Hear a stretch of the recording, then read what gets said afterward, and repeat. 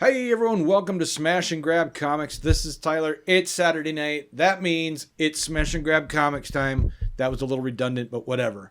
Tonight at the table is TR. Hi. What's up? On the camera is the one, the only, JP Jones. What's up? And then we also have TR's severed finger. Yeah. The severed finger that you made for me. I decided right. to leave that out on the table now. That's part of the Do studio. you remember, JP, when we used to play with John Cena toys? Or who was it? No, it was The Rock. It we was used The to Rock, we dude. played with Rock toys during one mistake The episode. Rock It and was John awesome. Cena? I don't know how it happened. I don't know either. That's how dare you? Yeah. Oh. But anyway, tonight, guys, we have a few comics that we're going to chat about. I completely forgot to read the one we were reading. The first one. Let's start with that. Yeah. Now, here's the thing. Yeah. I owe a big apology to the author of this. Okay. Because I forgot to check how to pronounce their name. Okay. So I'm going to spell it. The first name, AJ. Pretty standard. I'm going to pronounce that Edge. Yep.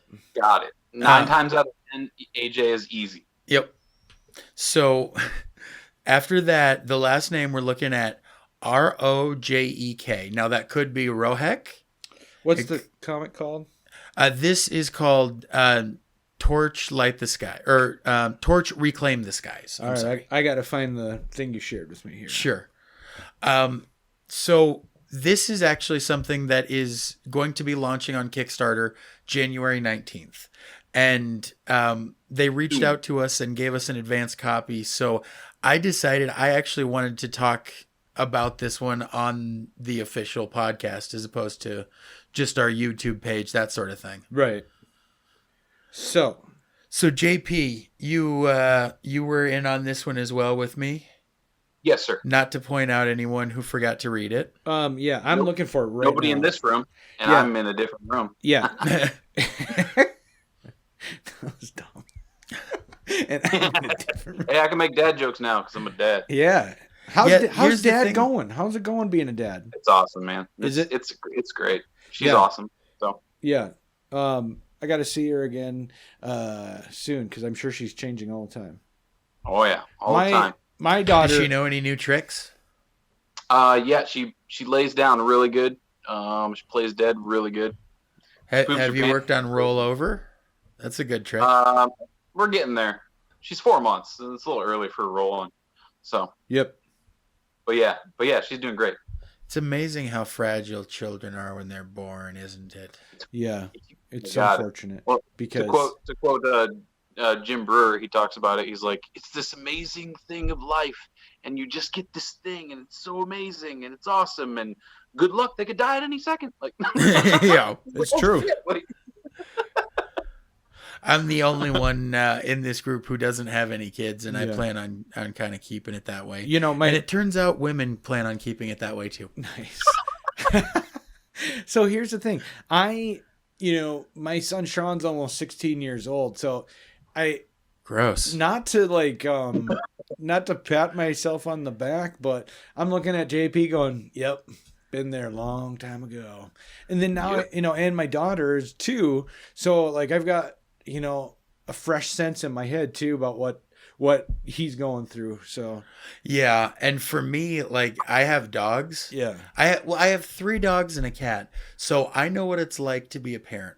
Yeah. Well, see, I put their food in a bowl on the floor and I make them poop outside. Sure. So I know what it's like to be a bad parent. Sure. Yeah. sure do. Yeah, you sure do. Okay, let's talk about Torch, baby. Yeah, I want to talk about this. So I actually, going into this, I thought that this was going to be more of a series based on when the main character was younger. And I was pleasantly surprised to find out that this is a bit more of her thinking back on her life of adventure. So this is a future sci-fi type series. Yeah, I can't find it in my Google Drive, so I don't. Well, we didn't add it to our own drive. I sent you the link to it. Text message link. Okay, all right. I'm going back through my text messages here. Yep. All right, keep The going. exact URL is, if you go to HTT. No, I'm not giving that out. Okay. I was like, nice. This will be sweet. we definitely want to be careful with what we say, because this is going to be starting up on Kickstarter on the 19th of this month. So we're coming up to just a day before we get a new president, actually. Nice. Well, Yep. So I am usually not too big into the futuristic sci-fi type stuff. Like, you have to have characters already established that I like, that I care about for me. Right. But this one, because of the way they handled it, it starts off with this action, and then it cuts to, now it's more reflecting on what happens when the action's over. And I think I was expecting this to be an action book, but it was really more of a psychological book than I expected it to be at all. I don't know if you're agreeing with me, JP, but you're definitely looking at the camera like you have opinions. oh no, I was just letting you speak your piece. But yeah, I mean, it's a character study when you really get down to the nitty gritty of it. But it's a character study of a strong female character who is in a world where maybe strong or females wouldn't have excelled in terms of being a pilot. You know what I mean? No. It's always the age old thing of like, she's a woman, she can't really do the things that us men do, and also she's a child prodigy. So yeah, that's the other she's thing. One of the best starfighters in the galaxy. Yeah, she's one of the best starfighters when she's a little kid, if not the best. Yeah, but so it is. It's cool to see the child prodigy and sort of what they have to go through. Like, it made me consider a child being thrust into an adult world because of the amount of talent that they have for one specific thing. In this instance, flying planes and killing people and stuff. Yeah. But I really enjoyed the character study aspect of it, and the fact that you really didn't know where this comic quite was going. I liked the structure of it, and honestly, I'm definitely going to be supporting it on Kickstarter, and I can't wait to get to the next issue. I'm looking at the artwork right now. I finally got it pulled up, but I'm gonna adjust my mic. It fell on me.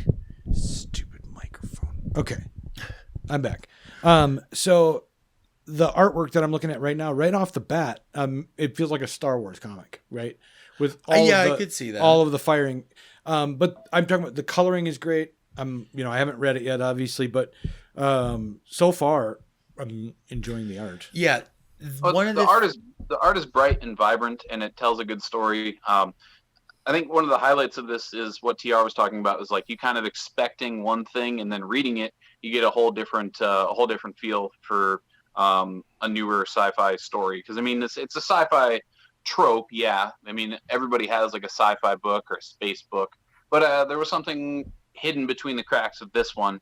And like I said, like we were talking about before, we can't give away too much, but the action, like TRS was saying, this is not an action book. It's more about this character and her beginning, but you don't really know what happened in the middle to get to where we're at now. So it's like you're seeing the beginning, you're seeing the end-ish or the now, right? But there's something that happens and transpires in her mid-life that changes everything.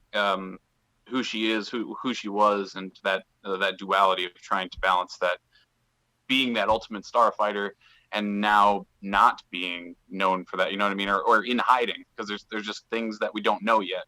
But I thought it did a good job of doing that and giving us something new. It's definitely a story told in two parts, which actually on our last episode we talked about that with the Polar Paradox. Yeah.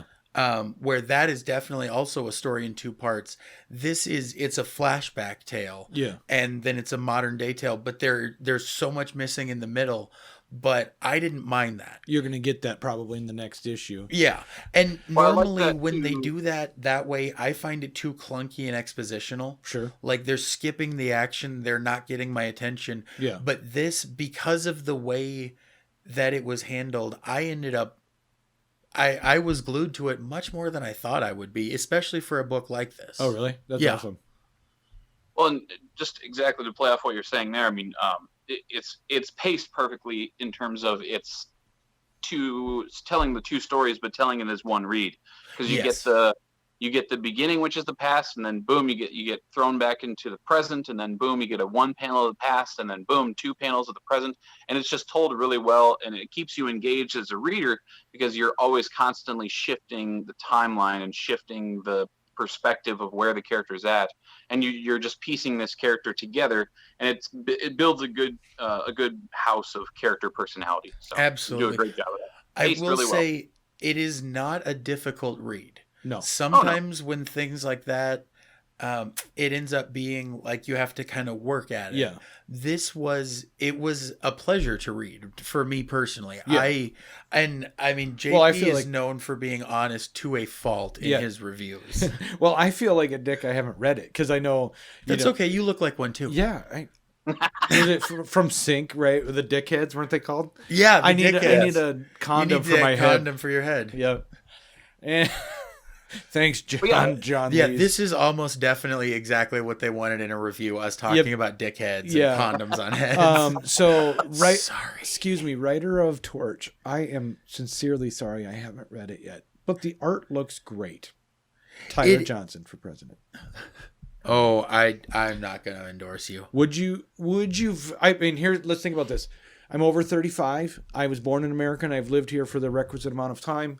Would you vote for me? No. That's the only requirements that we need. I wouldn't vote for anyone I know because anyone I take know this is out of the too damn stand here. stupid. So, Like let me JP, take no this offense moment to you either, but like homie, I don't want you running the country Why not? because you're my friend. Like that, I think that should be disqualifying. You can't vote for your friends. No, I think you can't have TR's friends. Oh, you can't have TR's friends. That connection right there makes you like cut off. Yeah. So when does the Kickstarter end? I'm sorry. Oh, shit. I should have looked up when it ends. Guys, you got... Get out there. Yeah. Look at when the torch. this drops, basically, when the episode drops, you're going to have a couple days before it goes out. But there is the pre. What are the tiers that they're offering for this Kickstarter? Is there different levels of the comic? You usually can't see too much yet until the Yeah. Kickstarter is actually live. I mean, Kickstarters naturally will pre-game, and this is kind of like their pre-game setup of getting people interested or getting people at least knowing that it's going to go out there. Yeah. So a lot of Kickstarters won't actually reveal their tiers until later. Some are different though; they could have all their tiers all ready to go, but generally tiers don't show up until day of launch. But Yeah. you can go search this out on Kickstarter, and I'm sure you can find at least their preloaded page and be ready. Right. Yeah, they do have the pre-launch page up and available.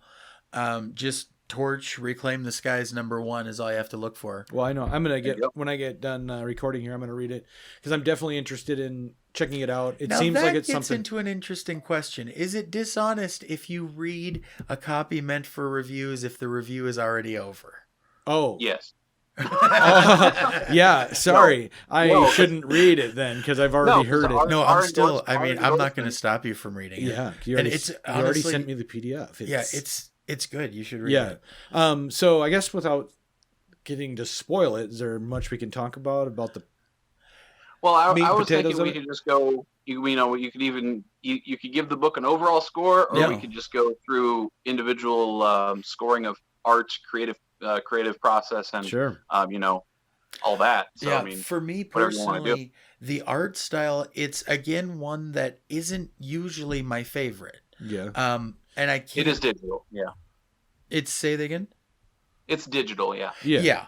And normally I usually don't like that, but because it's this futuristic world, Right. and because of the subject matter and everything, it ended up, I think, matching the story really well, which matters to me a lot more than if I like that particular style.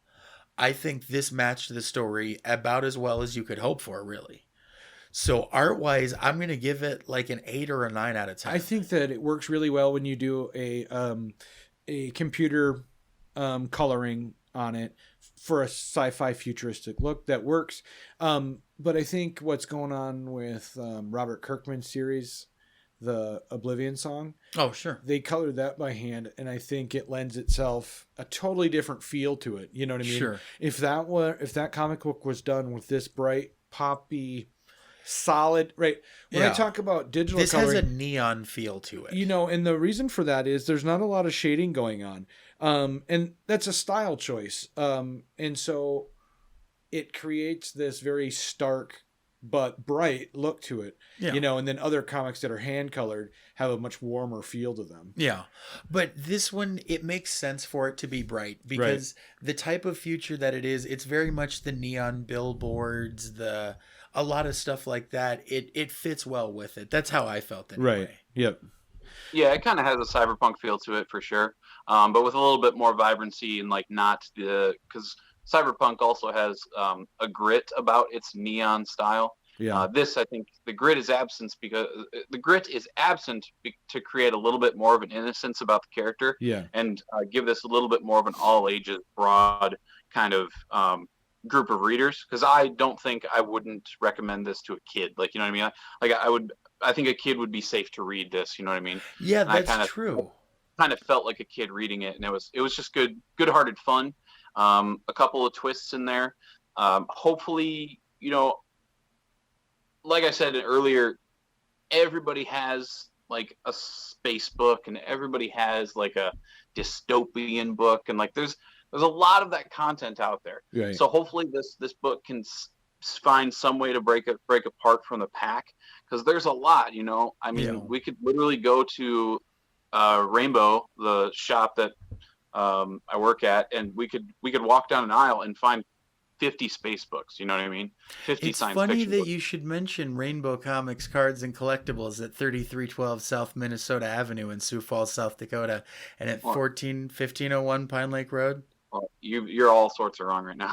Well, JP, why don't you spit that out for us? Yeah, you say it while I take a nap. Where? It's 3310 South Minnesota Avenue in Sioux Falls, South Dakota, 1501 Pine Lake Road, Suite 17 in Lankin, Nebraska. Hey, TR. Hey, as far as and cutting that out, don't even worry about it. I'm going to leave it in. I am too. Yeah. And everywhere on the World Wide Web at rainbowcomicscards.com. But get out there. They got everything. Check out the store. JP, you're going to have to listen to our podcast coming up, because TR and I made a Rainbow commercial. Okay. Oh! And you're going to hear it on tonight's episode and going forward. I don't want to spoil it for you, but it's pretty sweet. It's preposterous. It's pretty fucking sweet.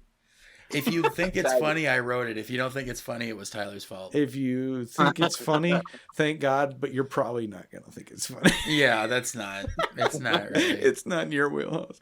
Anyway. But overall, I do have high hopes for them doing their Kickstarter. Me personally, if I have to speak from a personal standpoint, working at a physical brick and mortar comic shop, I'm not a huge fan of Kickstarters for comics. I really, and this is not a dog on the creators or what they want to do. I know it's a great platform you don't think works well for comic books. I didn't say that. I think they. I'm just saying, if you believe in your product and you believe in your book, why not try and shop it to some of the independent retailers out there and see if they can help you along?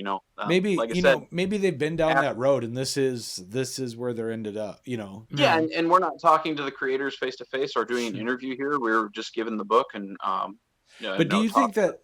So, what is it about being shopped around that kind of puts a bad taste in your mouth? Well, honestly, I meant the Kickstarter. Oh, okay. I'm sorry. What don't you like about that, JP, as opposed to kind of pandering to companies? I've had a couple bad experiences with Kickstarter, not personally, but I've seen some bad things on Kickstarter where there's just no buyer protection there. There's a lot of like creator protection, but I mean, there's been very many Kickstarters that have started, gotten money, and then just completely stopped. And I'm not just disappeared. No, I agree with it's a risk. It's just there's a fragile alliance there between buyer and product seller. Do you feel like there's no guarantee of actual product in the end? The thing has to come to fruition, and the thing has to be fulfilled before you can actually get a product. So it's risky. It's risky. Good. Do you feel like things are a little bit more professional if they've shopped it and got it picked up by like an Aftershock or an IDW or something? Do you feel like that has more legitimacy to it than something that was raised through a Kickstarter? Yeah, I just think it brings a little bit more gravitas, and it Yeah. brings a little bit more authenticity. And I'm not saying this book isn't authentic. We just talked about how authentic it feels and how fun it feels reading it. Yeah. But I would like to see them reach out to comic shops. I'd like to see them reach out to independent retailers or independent distributors and see if this could maybe get through one of the wheelhouses of one of them. I think this book would be perfect at a Boom Studios or an Aftershock, and Do you? be able to be ordered through Well, Diamond. maybe not Aftershock. When that I'm looking opens through up it, it looks more like Image to me. But See, and I don't think this fits in an Image wheelhouse just because Image keeps their, I wouldn't say like family friendly stuff, but like, this seems like an all ages book to me. We haven't seen too much adult content in it, right. but Image keeps their all ages stuff to a very, very small minimum. Like True. they don't do a whole lot of they don't work all with ages it. books. No. Yeah. Boom Studios would, Aftershock would, I believe. And I'm not trying to, pigeonhole this comic into being an all ages book because we've only read the first issue. I felt like from the content I read, there wasn't anything in there that it wouldn't been some 10-year-old, like, Yeah. I want a space comic. Like, Yeah. yeah, check this out. You know what I mean? Yep. There was nothing in it that was too bad. Right. I just felt like a kid reading it, and I felt I shouldn't read it. Felt the fun. hate The it. fun came through. Yeah, if you're looking for The fun something to came- bitch about, The fun then- came through. So I just worry about Kickstarter campaigns is all. I just worry about them. Yep. So going on from there, our next book tonight, we all read, and it is HaHa. or as I like to call it, Jesus Christ, that was not. Oh yeah. So W. Maxwell Prince, same writer as Ice Cream Man. We loved the Ice Cream Man right off the bat, but for me, JP, you dropped off that fairly early. I mean, you read did too. You did read like maybe under 10, do you think? Yeah. I got maybe up to like 15, and I just felt like there were too many issues that were without context, like no dialogue, and it was led completely through just with art, and there was just way too many of those. TR is showing his what I just happened to open up to this page of being shot in the brain. Yeah. So it's so okay. So I'm sorry. The art in this is so well done. So Prince now has a chance to win us back. I liked Ice Cream Man. I did, but collecting it month after month, it was very boring, and it didn't seem to like keep me entertained anymore. So I'm hoping that this does. JP, you were telling me that it's not connected at all from issue to issue. It's completely a new story every issue.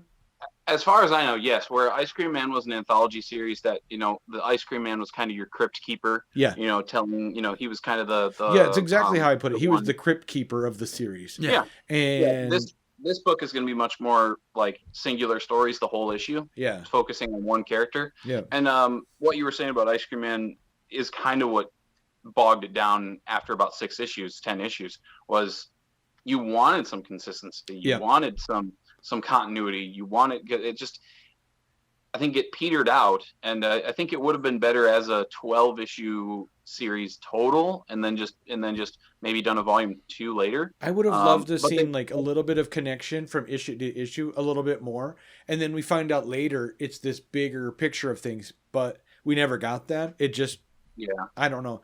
It was really hard to find the connection sometimes, and when it was those issues that, like I said, were a little more boring, that didn't have dialogue, whatever, it made me, why am I spending $4 on this? Yeah. You know what I mean? So far though, HaHa has been pretty awesome. I mean, right off the bat, we have this clown, this professional clown, gave it, okay, right off the bat, my initial feelings, it was a little close to the vibe of The Killing Joke. Of this failed comedian having to but his wife is upset with him, ranking him out, Did you feel like this guy was kind of a Joker replay at all? I mean, there were a couple of things that did make me think of the Joker movie with Joaquin Phoenix. Yep. And that's actually the closest you can compare this book to. Like, if you liked that style of film and you like that kind of deep, dark character study that really gets down into the social economics and like the depression of a character, then you're gonna like this book. But I think drawing the lines to the Joker is always going to happen with this book, no matter what you do, 'Cause it's a no matter clown, what I mean. story, Yeah, no matter it's a what clown, story you're going to so. tell. Just because the Joker's been around for 80 years. It doesn't matter what story you tell, people are going to draw lines to that. So I think that's an unavoidable line to avoid. Yeah. And I think they just got it out of the way right away and told a good story. Yeah. So yeah, his wife is disgusted with him. She's embarrassed that his job is he's just a clown. And on top of that, he gets fired right after this big fight with his wife. Well, it's not that he gets fired. The whole carnival is getting shut down. He's laid off, and he's getting laid off. Yeah. And he, and things like his boss tries to make it good for him because his boss is like, "You're a good clown." His boss gives him a bonus. And he's like, "You gotta be careful with this. There are animals out there." And then his best friend fucking mugs him. Yeah, they're on their way out to the parking lot, and another clown, a friend of his, mugs him in the parking lot with a crowbar. But luckily, just took his cash because he still had a check in his sock. Yeah. He had taken the advice of the owner of the carnival, and he'd stuck the check in his sock, so when he got mugged, it didn't get stolen. I mean, this feels so much to me like the Joker movie. Yeah. And I mean, he was mugged, he was beat up. Yep. And then he goes to the bank, and the bank fucking gets robbed. But this is the worst day of his life. Yeah, but the whole time, the captions are I'm blessed. Yeah. I have a good life. Things are good. Like, what is this? Can always be worse. Yeah. And even when the place is getting held up, he just, he's not going to lay down for these guys, and he just laughs at them. Well, spoiler, I'm stop right here. If you don't want to be spoiled, jump ahead like 2 minutes till we finish this book. But they put a gun to his head and they shoot him. And the rest of the comic book, the second half is literally at the staple. The second half of the comic book is it's really creative, as this bullet travels through his brain. And all the thoughts that are happening and what the bullet, they're showing all these animations of that's going around in the brain as the bullet traverses its way out his head. And it's really trippy. I really like the kind of Looney Tunes reference where it's like, ta-da! He's popping out of the drum, right? The sudden change in the style of art was so well done, I thought. Yeah. And it really signaled like, okay, this is the new part of the story now. Yes. Did anybody catch the other Easter egg in this book that was a nice little nod to another killer clown that we know? The Pennywise thing? Yeah. Was the painting in this book or what? Or was it actually Pennywise? There's a little boat. Oh. There's a little paper boat that's traveling down in the front of his house going into the gutter. I was gonna leave it to see if people noticed. Well, anyway, so the first half of this book, I wasn't as gung-ho about it after reading it as UTR, and I think it was because how much it felt like a Joker story. But from the middle on, it did not. So after we see this bullet go through his head, he is listening to these guys have their conversation about robbing the bank. And then he gets up and he shows them his never-ending handkerchief trick. Yeah. And he uses that to straight up just kill him all. Strangle the guy. Yeah. And then from that guy, he gets a gun. Like, he just kills everyone. Yep. Once he gets the gun away from one of them, he just blows them all away. And then he is not rescued, but he's being tended to by paramedics.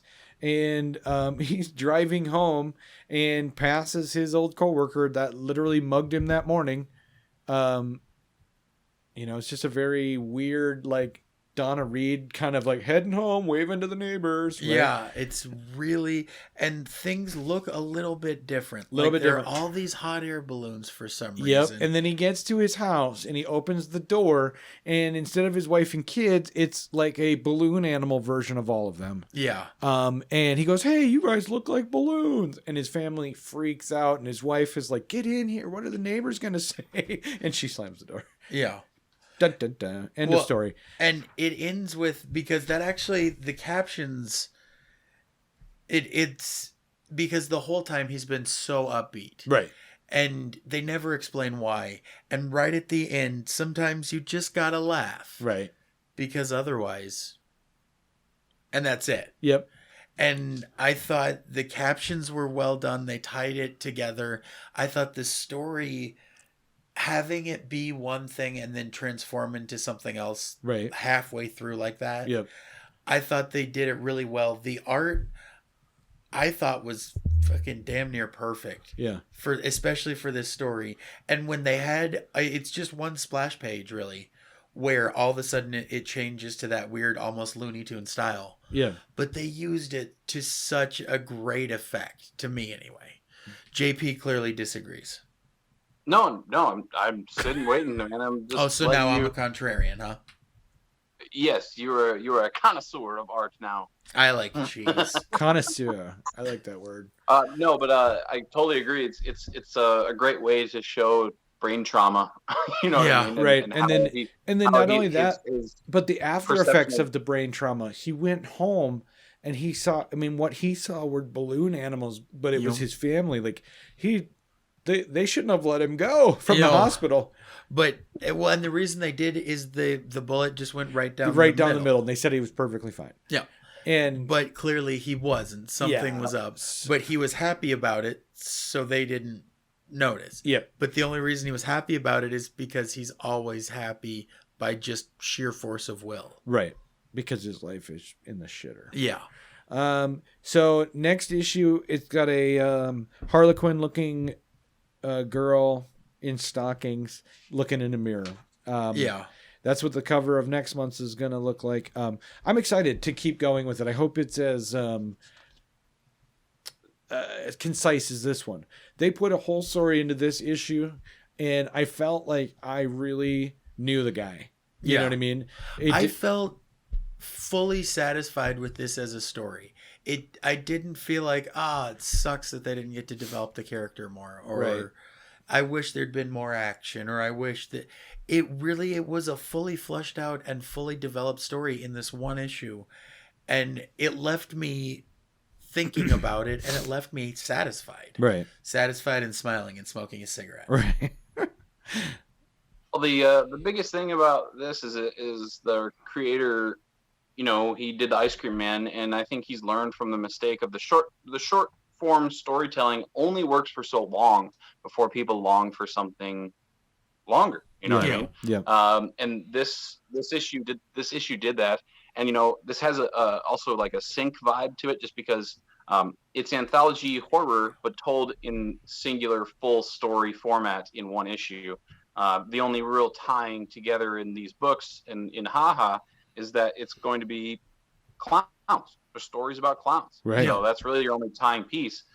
In Sync, Sync was singular stories all told around Sync. Yeah. So around I think that it's area. just he's learned his mistake, and I wouldn't call it mistake for Ice Cream Man, but once you get so far into it, you're just like, okay, I need something more hefty. I need a longer story and get to know these characters and have a little bit more gravity here. And that's why I think this story works. And we're talking about that. I would say personally for me, what Sync did that Ice Cream Man never did is things tied together eventually. Right. Things started interweaving together in this somewhat intricate, beautiful way. Yeah. And that's part of what makes Sync such a masterpiece, I think. Yeah, that's what I was going to say about Ice Cream Man that it really could have used was that a little bit more of a connection. Yeah. Didn't have to be huge or anything like that, but maybe every town that the Ice Cream Man appeared in, maybe there was a relative of somebody else that was in the previous town. If it was just some little wink, way to go. I hit the camera. Yeah. For those of you on flailing YouTube my who arms watched, around. It wasn't an earthquake. It was Tyler. Sorry. Okay. I think this book has that potential to be tied together with what we're talking about. Yeah. So, absolutely. I'm just excited for more of these unique stories and reading a full form story that's written for that issue, rather than like 3 pages, 4 pages of a shocker or whatever. And this wasn't really a shocker. It was, it brings up that line from the Joker movie of I used to think my life was a tragedy, but I found out it was a comedy. Yeah. That's kind of how this whole story is. Yeah. Because it's the worst day ever for this guy, but you just have to laugh because it's so ridiculous. Yeah. You know, So do you think that there is going to be any crossover, or do you think every one is going to be a tight one and done story? I think there's potential to be. I'd rather it not. I'd rather it just be these one-off stories. Like, and, you can read issue 4 and not need to get 1, 2, and 3 if you didn't want it. Exactly. I'd like it to not, because I mean, Sync, they tied together with the town. Yep. But you could feasibly go into any issue and read it singularly. Well, at the end, it was getting a little more serialized because a little bit more. The guy in the mask turned out to be one of the Middle Eastern men living in the apartment building, right? Yeah, we did start getting flushed out some of that character's story. Yeah, but that was the last few issues. Because Mr. Dig is his name. Yep. Well, I think that was just more of a. Sorry, I was just going to say, I think that's just more of a payoff for long-term fans. Yeah. Reading that face value as a new reader, you would just think, oh, this guy's badass. He's about to go off on these. They don't know who this guy is. That's true. He did write it in a way that you didn't need Mr. Dig's backstory to enjoy the issue. No. Not at all. And I think that's just an Easter egg and a payoff for long-term fans like us. Yeah. So you say that that he wrote it for me. Yeah, he wrote it for you. John Lees wrote it for me. Yeah. I can't announce anything about me writing a comic book or any editors that I've gone to. Mm-hmm. But I did go to a Scotsman originally. Okay. A Scot. Dave Cook. Okay. Who did Killtopia. Okay. And he was so helpful. Really? Guys, honestly, if you're starting off, Dave Cook is a good way to go if he's available. And he's going to get inundated with our He didn't mind reading your script and no, it was a reasonable rate to what I wanted basically, because this was my very first draft. Yeah. And what I wanted was someone to be like, okay, here's why this part of the story kind of sucks. Yeah. And also this formatting, I mean, I guess it works, right? But everybody uses this. Yep. And that's exactly what he did for me. Mm-hmm. He was super nice, but he was still critical. Have you ever read that book, Writing Comics the Marvel Way? No, I haven't. I heard it's very instructional, like how to, you do this, then this, then this. Yeah. Very linear. Yeah. So that's great. So what's your next step for your comic? Well, I'm working with an editor at this point, and I don't know if I'm allowed to say who it is. So, I'm worried if I did say something that I would just sink into the ground.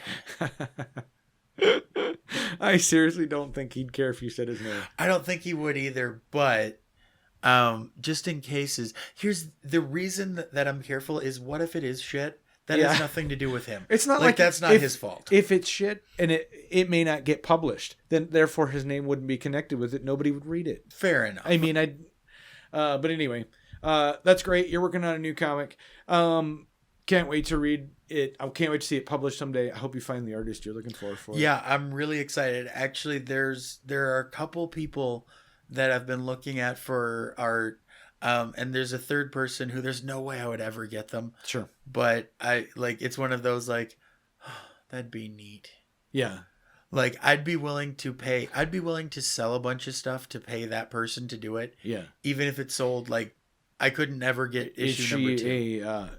No, it's not Clara Meath that I'm specifically talking about, but Clara Meath it's Sarah Meeks. Sarah Meeks, yeah. It's her evil twin. She is definitely on that list of people that I would like to go to, though. Yeah. If she's available, or there's another person that... I have to tell you a funny story. So, I'm always looking for the next thing that we might get to jump on.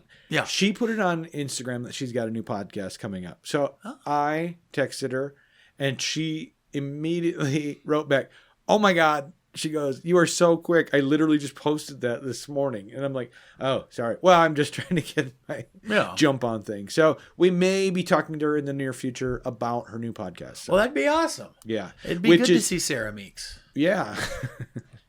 So, anywho. Let's talk about our last comic.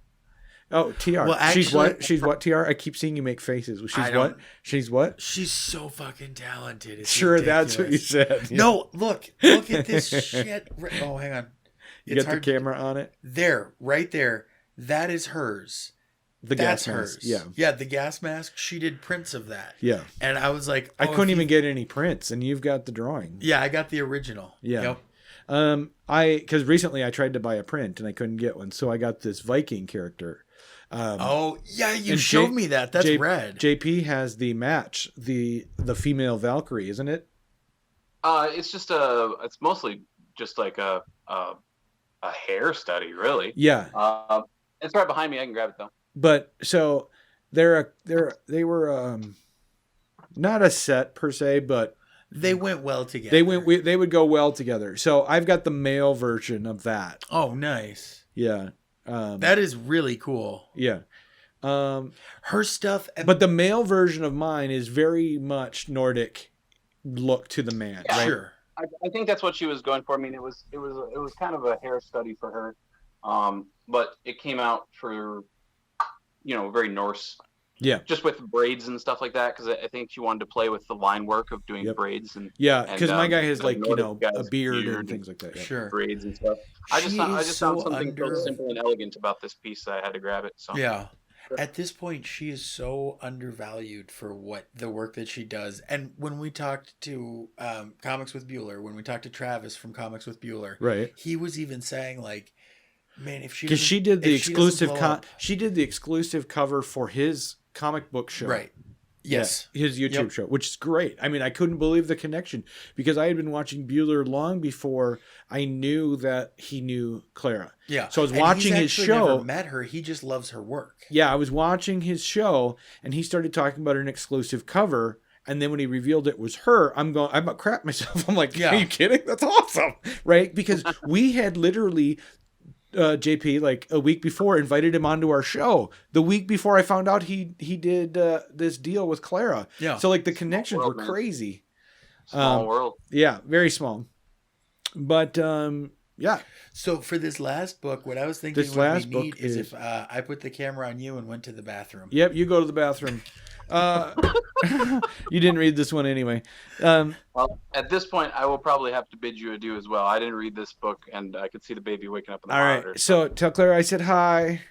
Yes, I will. Thank Okay. you guys so much. JP, we miss you so much. We so miss. Trust me, I know, man. Once everything's settled down a lot more, we can figure out a time when I No. can get back to you guys. No, So- you're always part of the fam, the smash and grab fam. Oh, 100%. yeah. Absolutely, man. So- I always, even though I'm at a distance, I still feel the love. I still Yeah. feel the love. Right on. But everybody should go out and check out the Kickstarter for Torch. Just make an opinion of it yourself, regardless of our review. Even though our review was quite positive, Yeah. I thought it was a lot of fun. And if you can track down an issue of HaHa, try to do so. Most places are going to be looking at second printings at this point. So, Yeah. So I noticed TR's copy, it looked like mine. So mine's the pink covered one here. But that is the blank cover. Yep. yeah, but his was this one, the inside cover. That is the regular A cover. Yeah. So this pink one, is it going for anything or nobody cares about it? I think all of them have some heat on them. Do so, they? Yep. That's Yep. cool. So yeah, honestly, get whatever printing you can. I think it'll be hot. Just like Ice Cream Man was quite hot for a while too. Yeah, everyone loved it. All right, JP, thanks for being here, man. I really Yes, appreciate you making Thanks so time. much, guys. Say, No see you worries. later, dude. I bid you adieu. I will see you guys next week when we talk about some other awesome fun stuff. Yes. Won't All right. miss you. Shut up. I know. I miss you too, buddy. Later. All right. Bye. So last book of the night, TR. I didn't even get to it before you came back. Yeah. I was spending time saying goodbye to JP. A fond farewell. Yeah, so those that may not know, JP has a small baby, and JP's wife has gone back to work after maternity leave. So therefore, his free night when Sarah was working is now he's at home with the baby. It's not that he doesn't love us. I'm sure he would love to join the Circle Jerk again, Yeah. but for right now, we get him on the old, on the Zoomers. Zoom call. On the old Zoomers. And I think as far as video goes, I think we've managed to incorporate that pretty well. Make it work, yeah. Yeah, I think it works out pretty well. Yeah. Okay. As long as he stops talking over me when I'm trying to talk over him. That son of a bitch. You know, it's at least it's better than when it was strictly phone before we started. When we couldn't even see each other. Yeah, we did an episode, an X-Men episode. Yeah, that we talked over each other the whole time. there was a whole lot of you could Wait. No, you go ahead Yeah. and then it. Oh no! Wait, did hold- you want to go? Wait, Okay, okay, well, you I go was ahead. saying. Yeah, it was a lot of that.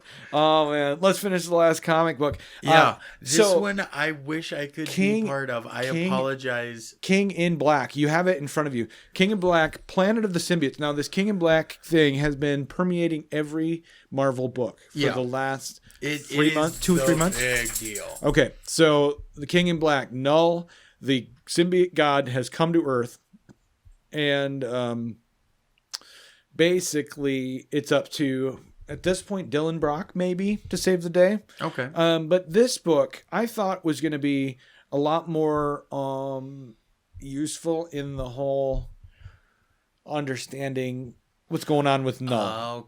Okay, this is not a Null book. It is a Planet of Symbiote books, right? So this really doesn't do a whole lot to advance the Null story, the King in Black story. It's a tie-in that, like all of the when DC did Blackest Night, Yeah, all of those tie-ins that were also the same. yeah.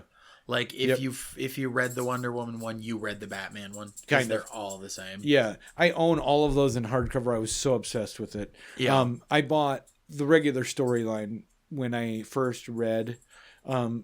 I read it maybe one issue in an issue form, and then it had already all come out. Okay, Sure. but so I went ahead and bought them all in hardcover. Started with the main storyline. Then I had to get the red and the orange and they put out a different color for every one of the rings that they talked about. And then of course when Brightest Day came out, I had to do that, and that was garbage. That stuff shame. then that led into Flashpoint, right? Yep. From Brightest Day to Flashpoint. I mean, DC should have just kept going. I mean, because it was at that point was Flashpoint was where they reset their numbering of their books, everything. And I think to me that was the beginning of the end. The New 52 had great stories, but they couldn't keep their finger off the big red button, and they had to flip it again. And okay, so once they realized how easy it was to do that and to make all these new number ones, they got too itchy to do it. Yeah. So this story, though, it is a side story in the Null universe. We see four different symbiotes attacking this small boy. They're looking for Dylan Brock. Okay. So right off the bat, this boy is seatbelted in the back of the seat, and they say their names here: Riot, Agony, Lasher, and Phage.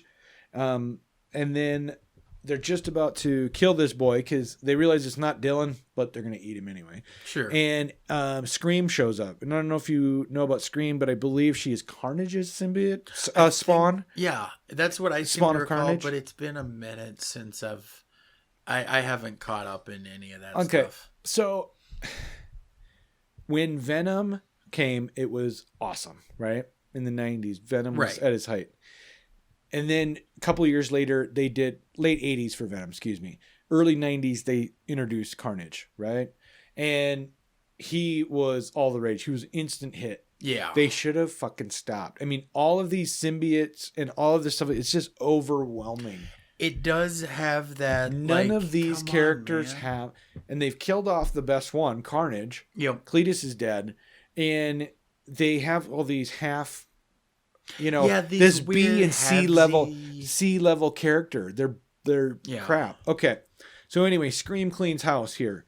Until they all bond together. All four of those symbiotes. They bond together and they try to take her over. She unleashes her, major power against them, but it's not good enough. And they're about to crush her, and they absorb her, and then from inside, she explodes out and kills them all. Okay? Oh, that's fairly classic. Got absorbed just so I could, defeat you from the inside. Yeah. So that's what she does, and that's the end of that story. Okay? It's literally like a bunch of different stories of different symbiotes on Earth during the... 2, not a bunch. So you don't even get... it's only 2. Yeah. So you got that one, which I explained in about, 2 minutes? Yeah. I'm not trying to sound sarcastic. It's just coming out naturally because it was such a bad book. So did you like it? No, I'm bummed that it wasn't. I felt like it was going to be more null-centric. But this second story was pretty good, though. It takes place in Ravencroft, where there's been a lot of symbiote activity. Okay. Ravencroft for the criminally insane. So here's the stretch, and I don't know if there's a backstory or not, but it has Cortland Cassidy's body in the basement. Cortland Cassidy, a relative of Cletus, right, was the first American serial killer, according in the Marvel mythos here. Yeah. Okay. So they've got his body, I guess, and it turns out that Cortland has been a follower of Null, if you will, for his life back in the pioneer days when he was alive. Sure. So now Null is he projected himself somehow to Ravencroft, and he infects this dead body with a spawn of his, and this new spawn symbiote is Plague. Now, I don't know if they're planning on for it being a major thing that there's a new spawn character, but his name is Plague. Yeah, it looks... I'm seeing the art from... And I guess I have a copy over here, too. I could have just been looking at that. It looks... that is a character design that they went with. Yeah, it is. No, it's lazy. I mean, even... what's her name? Black lady, big afro. John Cena? No. I can't find her. She's pretty popular in the Marvel. Misty. Misty. Sorry. Misty Knight. Even that, she doesn't look quite recognizable. It's just a generic black lady with a big poofy afro. It doesn't look like Misty, right? Anyway, I just wasn't a fan of... I keep dropping the bag. Yeah, 1 out of 3 being not good. That's not terrible odds. Why? I just don't understand. They're in this huge thing right now with this Null thing. Why put out crap books that make no difference? And like I said, unless this Plague character is going to make a difference somewhere. But why the fuck do we need to see Scream cleaning up house on a few throwaway symbiotes that nobody gave a shit about anyway? That is... It feels like just a money grab. This is $4 that, unless you are a huge fan of all this is $4 that you may not want to spend. Yeah. I'm sorry. All right. So that's the end of that review. Yep. TR. Let's talk a little bit about next week. Next week, what about it? Let's just give a little teaser. So we have TR's tattoo that says autistic. TR, can you tell our listeners a little bit about you, like your background a little bit, and why you have a tattoo that says autistic? Yeah.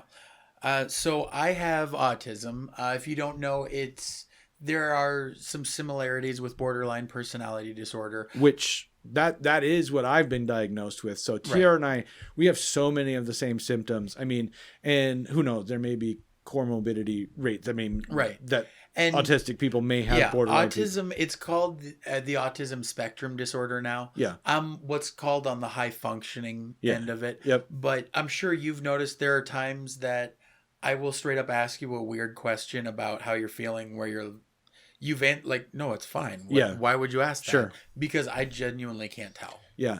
Where my disorder, mine is actually a disorder. I don't know. How do you classify autism? Is it it's not a disorder. Autism spectrum disorder. It is a disorder. Mm-hmm. Okay. Because, anyway, so with borderline personality disorder, it's basically like very similar, right? Where I don't know social cues very well. Right. I'm really good at masking that, and then I go home and fret and fret and fret. Yes. So anyway, I follow certain organizations on my social media, and one of them is Punks for Autism. And from what I've seen, they are printing T-shirts, and then all of that money that from those t-shirt sales is going to nonprofit national autism awareness organizations. Sure. So next week we're going to talk to the founder just for a little bit to tell us what he does. His son is on the spectrum and I want to hear the backstory about how that parlayed into this clothing. Absolutely. This clothing thing going on. I bought my t-shirt already, so I'm hoping to have it on for a little chat with him. He'll be on Zoom with us, and then we'll launch into our regular episode. So sorry, my dog is being your dog cute at is me. being so cute. So cute. Anyway, guys, so we'll be back next week. Yeah. Join us on Facebook, Instagram, Facebook, search Smash Twitter, and Grab Comics. Smash and Grab. Wait. Twitter is at Grab. Twitter is at Grab Comics. And then, of course, we have this show. If you are listening to us on a podcast right now, get out to Facebook, or not Facebook, YouTube, so you can look at our stupid mugs. Yeah. Right? Because we're filming this and we're trying to make videos. We're trying to get it going. TR is putting so much work into it. But yeah. So if you're on YouTube right now and you just don't have time to watch the video, but you're in your car, put the podcast on. It's the exact same thing. Yeah. Well, the regular weekly ones. You do more on the YouTube than just that. Right. I try and do 3 videos a week, including the video of the podcast. Right. So anyway, for Smash and Grab Comics, JP is gone. TR is across the table from me. And I'm Tyler. Later.